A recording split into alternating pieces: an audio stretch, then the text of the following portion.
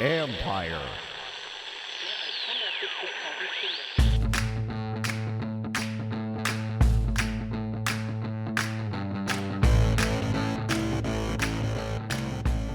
Hello and welcome to another podcast that I hope provides you a distraction.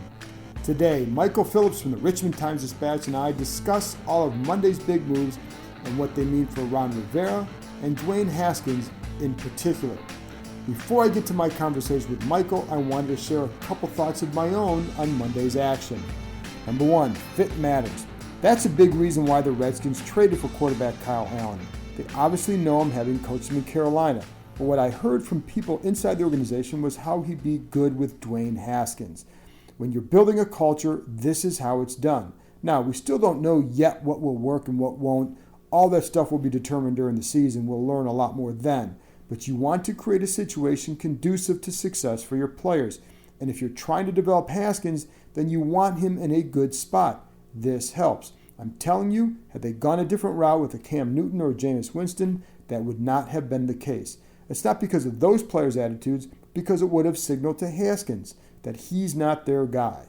Think of what he's gone through in less than a year with Washington, drafted by a staff that he knows didn't want him, eventually knew that they didn't want him, and feeling left to the side, hearing a lot of things leaked about him to the press. Now, he brought some of those things on himself. I've told you before, I felt like the coaching staff felt like he could have done a better job away from the facility of learning the offense even better. That aside, his body language was bad, and those close to him know it. I know this because I've talked to them about it. But after the past year, if you have a plan, it has to include how do you get the best out of him. Don't guarantee him anything. They haven't. But also put him in a position where he still must earn the job. That's what they've done. With Allen here, yes, Haskins knows that he should be the guy, but he still has to win the job. Why? Because he'll also know that Allen knows the offense, knows the staff, and they know him and respect the hell out of him. Haskins will still have to do the right things to win the job. I believe he'll do it. And for what it's worth, nobody has yet counted out Alex Smith. I still view him as a long shot. I also wonder, with the loss of the OTAs, how that impacts his ability to, not so much his ability to recover, but things that he could have been able to maybe show them on the field to see where he's really at.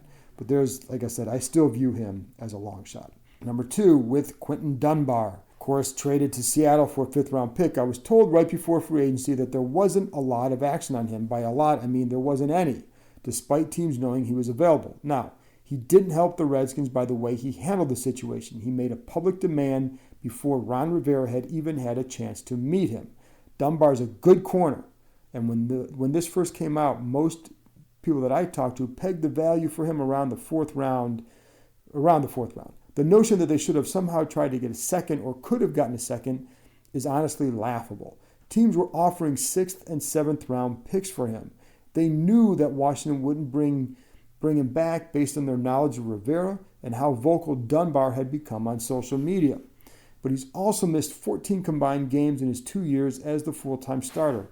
Why the heck would anyone give up a solid pick for a player with that injury history who also wants the new deal and is in the last year of his current one? So you can't equate this with the Allen trade. The Redskins received a player they viewed as a quality backup with a cheap deal whom they can control for a couple of years. He'll be a restricted free agent after the season. This isn't about how good a player is. It's about value and the market. There wasn't a great market for Dunbar. There were a couple more teams interested, but again, nobody was offering better than what they got from Seattle. It's just not great value. Again, injuries. A guy who wants a big contract, hasn't played more than 11 games as a starter. What adds up to it being a higher pick? Nothing. We know he's a good corner, but he's got to stay healthy and prove it over the course of a season. I think if he had a couple more years left on his contract, then he could bring more in return. That's just not the case. One coach texted me saying he wasn't surprised at the Redskins only getting a fifth round pick. His point was there are lots of corners in the draft, and Dunbar has been hurt a lot. And the contract demands, he said, wouldn't help. Another front office staffer on an NFC team said he liked the deal for the Redskins because it got rid of drama and he felt they got the right return. Now, this guy also said he didn't like that Dunbar was staying in the NFC. This guy feels a good player, and I do too. They know, but they know why he didn't command more on the market. And you've got to look at the big picture. As far as other corners on the market, yes, Bashaud Breeland is still out there, and nobody here has yet ruled him out for me.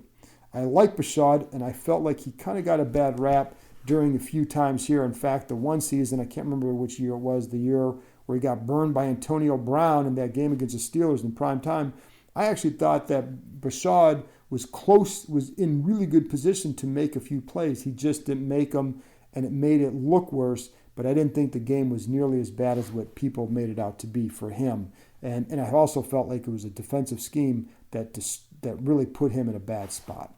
And then there's also Logan Ryan. I don't know the Redskins' interest in him. I did have one defensive back coach in the NFL tell me how much he loves Ryan, and he wishes his team had or would sign him. All right. Finally, Monte Nicholson. Done. Time to go. That's all I've got.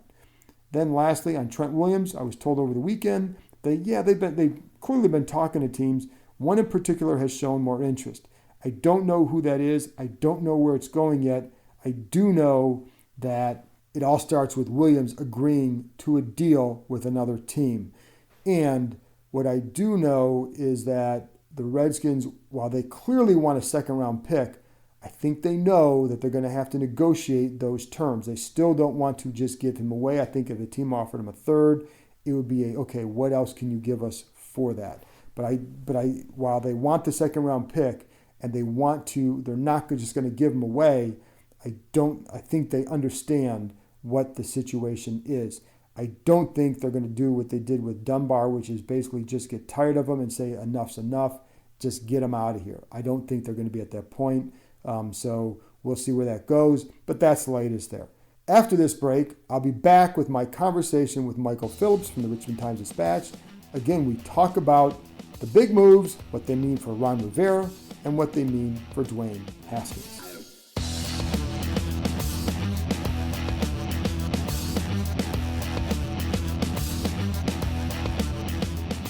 And now I'm joined by, as I always like to say, America's favorite podcast guest, Michael Phillips from the Richmond Times Dispatch.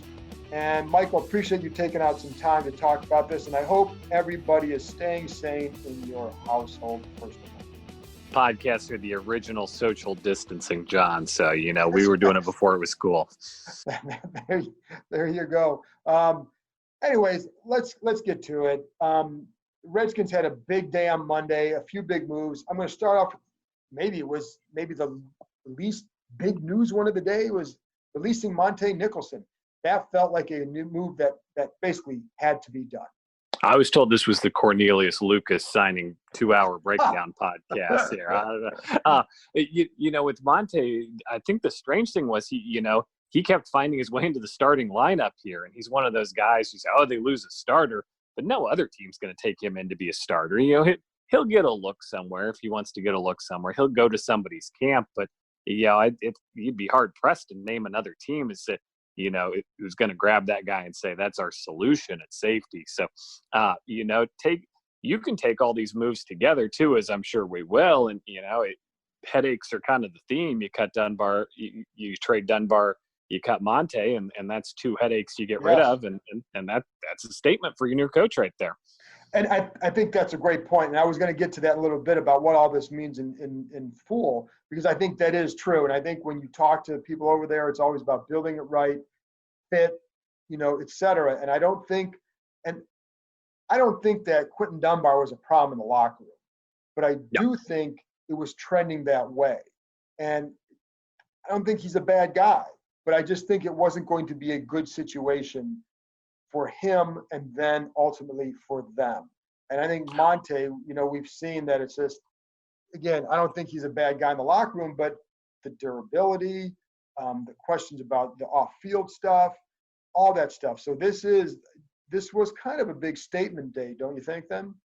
Yeah, and it always comes back to production because it's the NFL. Cutting Monte was such an easy call because, if you're looking at the totality of a season, that's not a guy who's going to make you or break you. If you're leaning on Monte Nicholson, you're a 3-13 team to begin with. That's just who you are. But with Dunbar, he was going to be a starter, and I think you can certainly line up a range of opinions on him, and everybody can think what they think about Pro Football Focus. I happen to think he's a good football player. I think he's going to be really good in Seattle too. I think they're going to take advantage of him. A great fit for him. That's a guy who, when you remove him from your football team, you're potentially making yourself, one win worse even over the course of a season. I don't know. I don't want to exaggerate this too far, but you're taking a key piece away from the team and not replacing it with another key piece. 5th round draft pick is, you might as well throw darts at the board. That's a statement move to say, hey, we're not going to do this by any means necessary. We're going to do this our way. And our way is not to, come in here and walk into a bad situation. And I think with the Dunbar one too, he kind of put them in a tough spot right away with how this all was handled. And immediately coming out with a new regime and saying you're demanding a trade because you're not hearing from them, you don't know where you stand.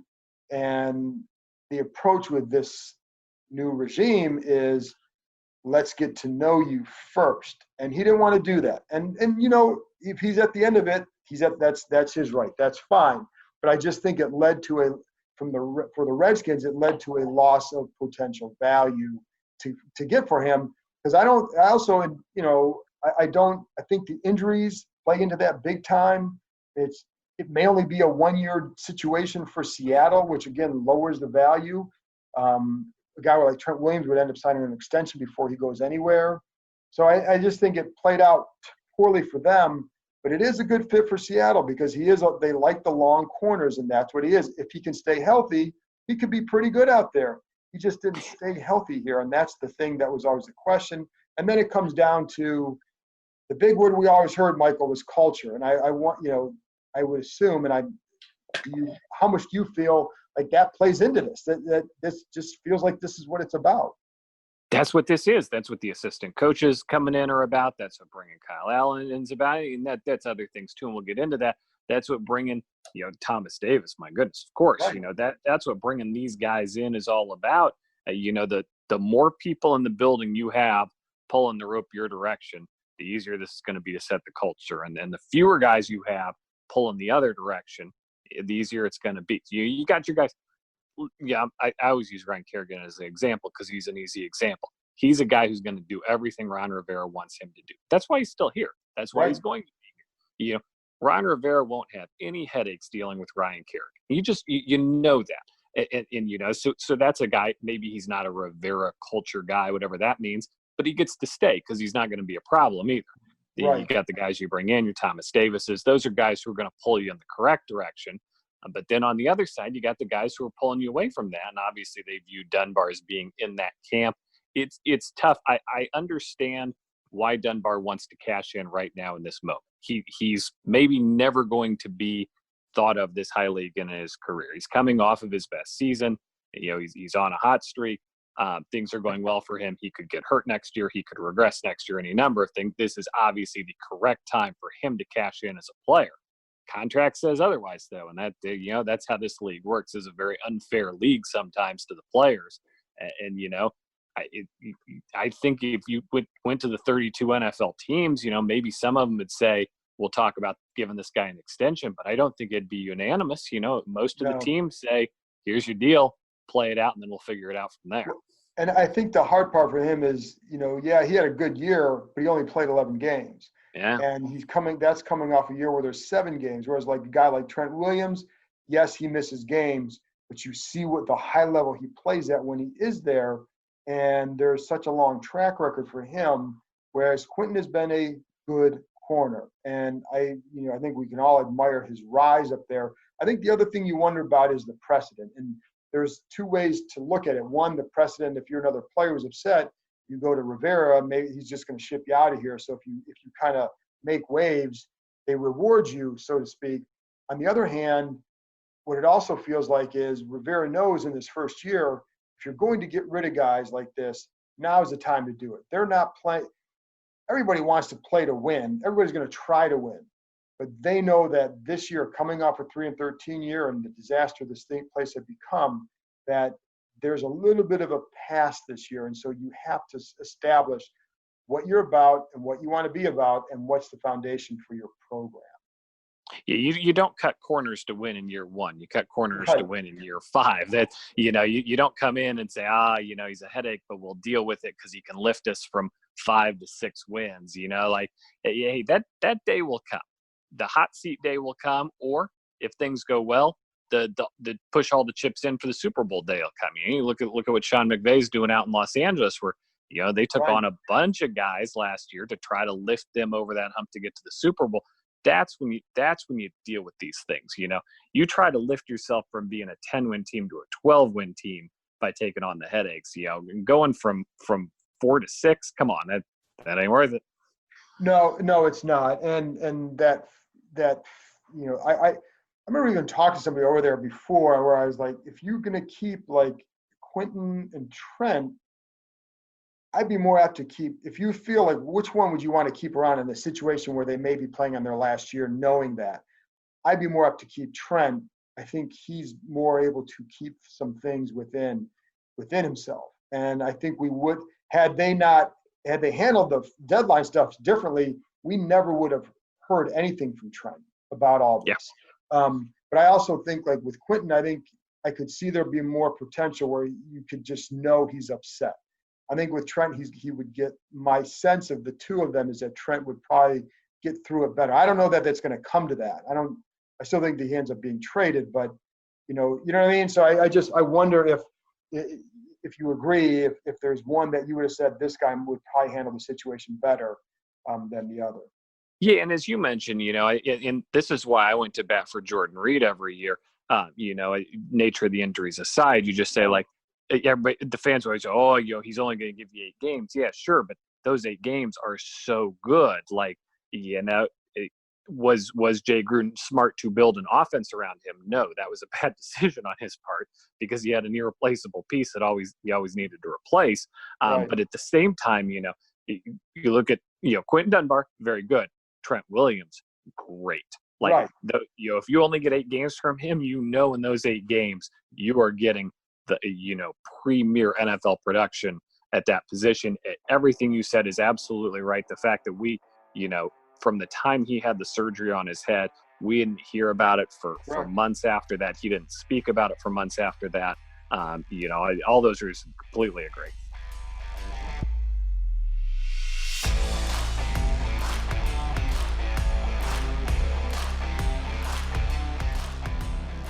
The last transaction was the Kyle Allen trade, and what did you think when you heard that?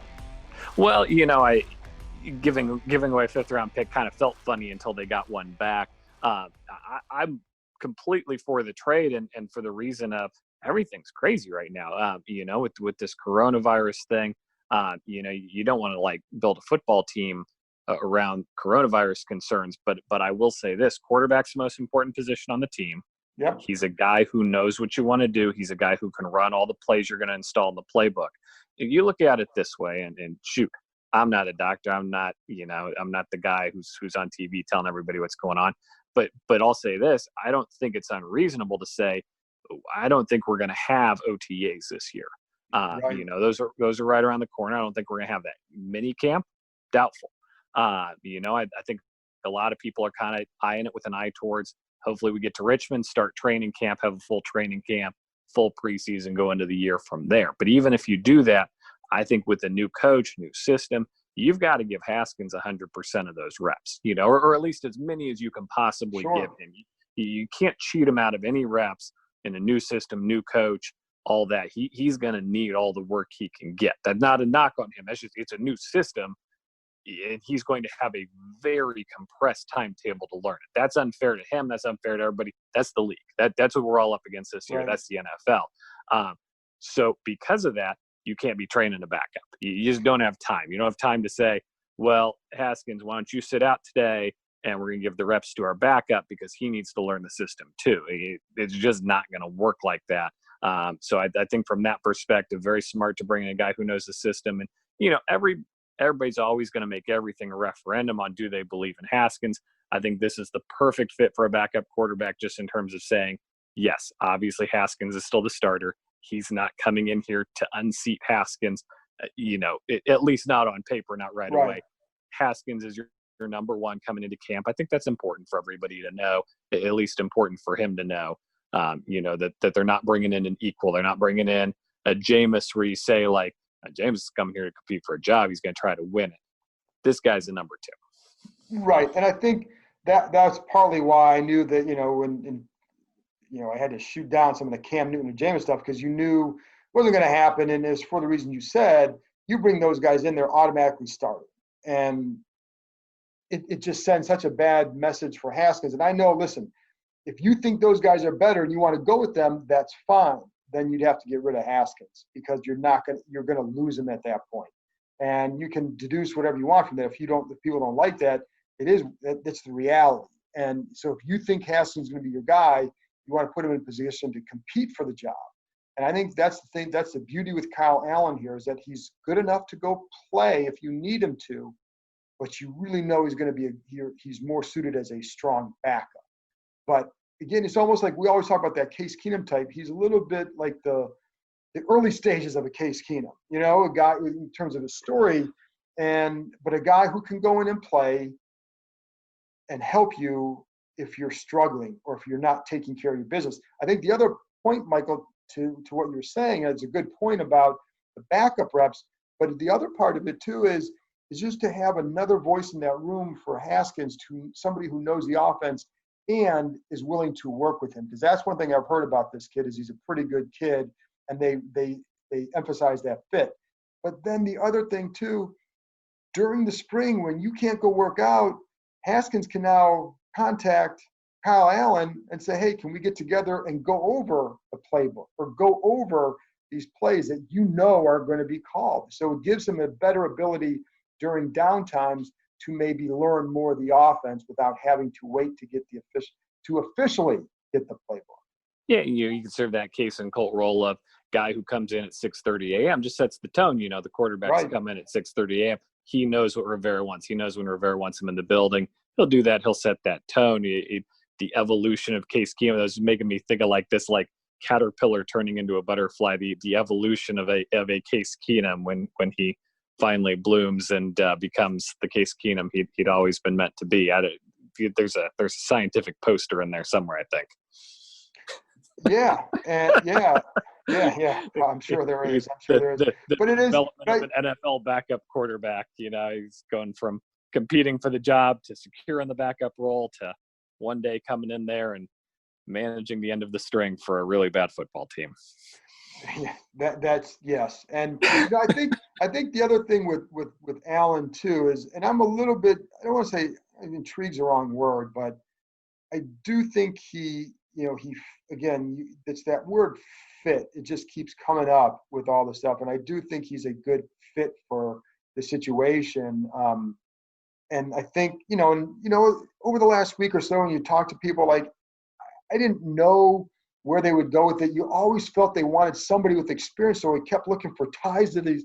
Who are the guys with ties to staff? And anybody I'd reach out to, whether it's the Drew Stantons or Taylor Heineke, they hadn't contacted those guys. Those are guys that have ties to members of this staff.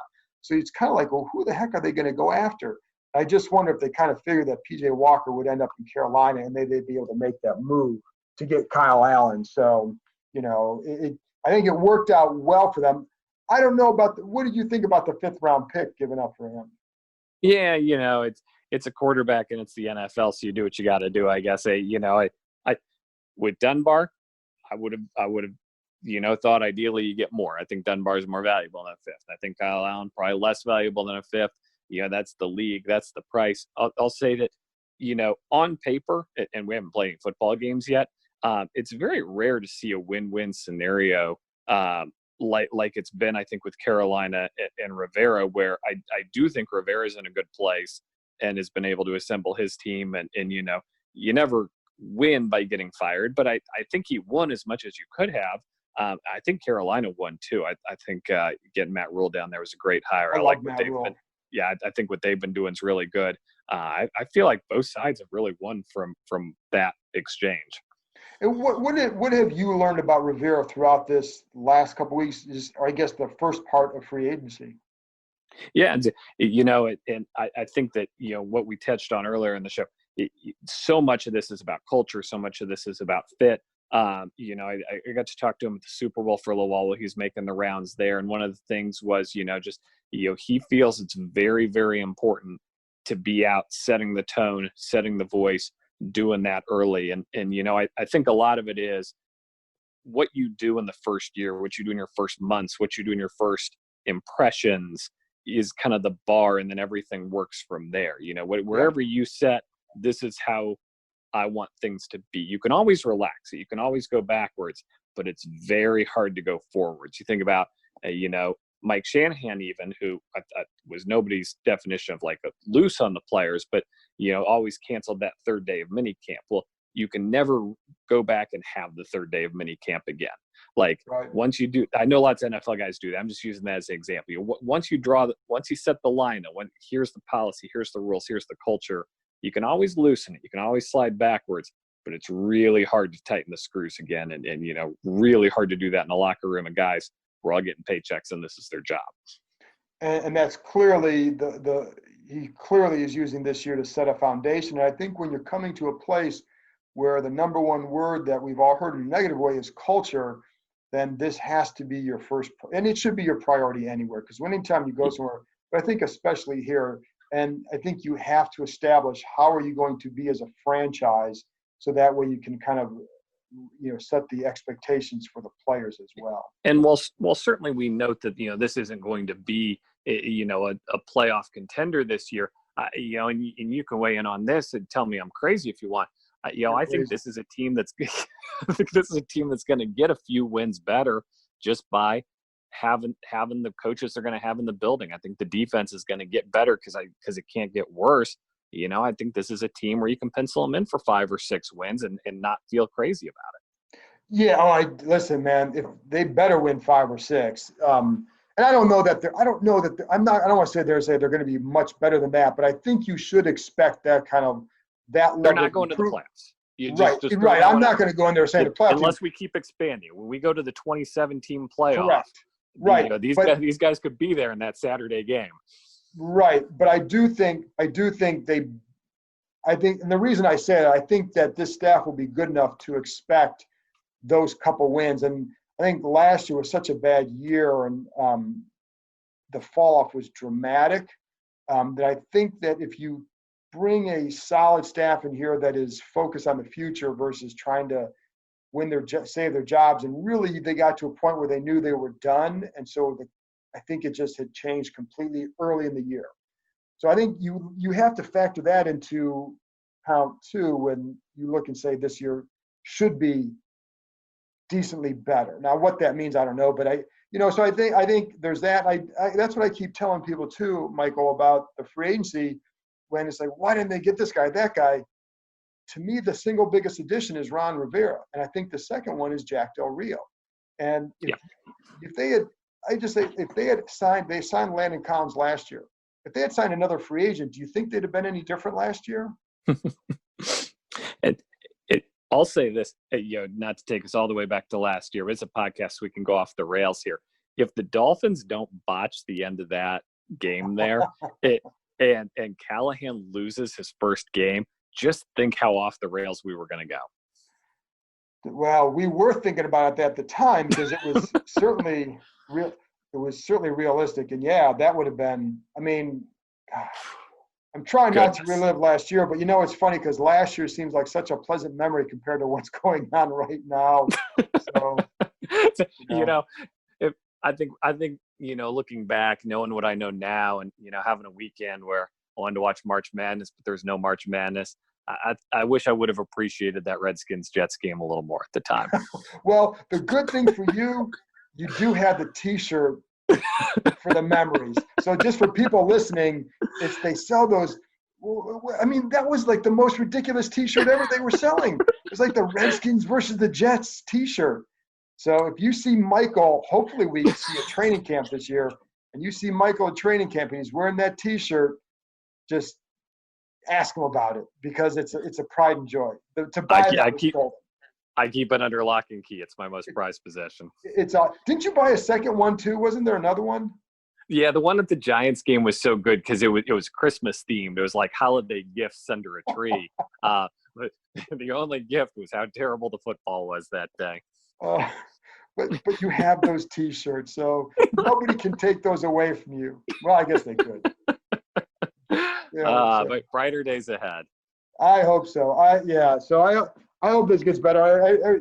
What's been for you working from home and you have little kids, what's been the biggest challenge so far with all this?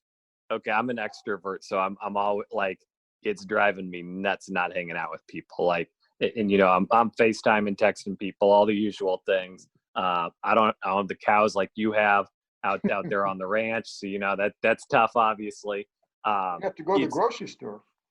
I've been to the grocery store a couple of times. I stood in line to go to Costco.